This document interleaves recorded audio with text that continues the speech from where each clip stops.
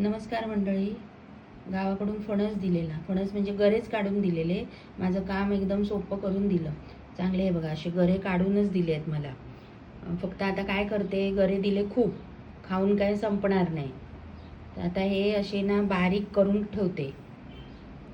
ह्याच्यातल्या आठळ्या, हे पाती बिती साफ केल्या, आठळ्या चांगल्या असल्या तर ठेवून देणार.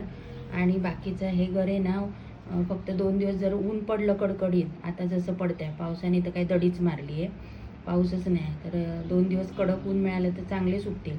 जसे आपण इतर कच्चे गरे कसे भाजीला सुकवून ठेवतो आणि मग भाजी करायला मिळते, तसे आता हे गरे सुकवून बघते.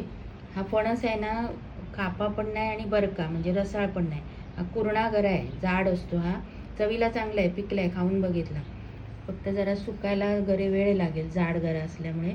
बघूया, सुकवून मग नंतर खायला मिळतील ना. प्रयोग करून बघते. कच्चे गरे सुकवतात ते माहिती आहे, पिकलेले पण सुकवतात. पण आता हा कसा ऊन नाही जर ह्याला 2 दिवस कडक मिळालं ना तर कदाचित खराब होऊन जाईल. बघूया, सुकवून बघूया, ऊन पडलं तर सुकतील. झाले चांगले तर सांगते मंडळी, तुम्हाला नंतर दाखवेन. चांगले जर कडकडीत सुकले तर मग दाखवते. चला तर मग मंडळी.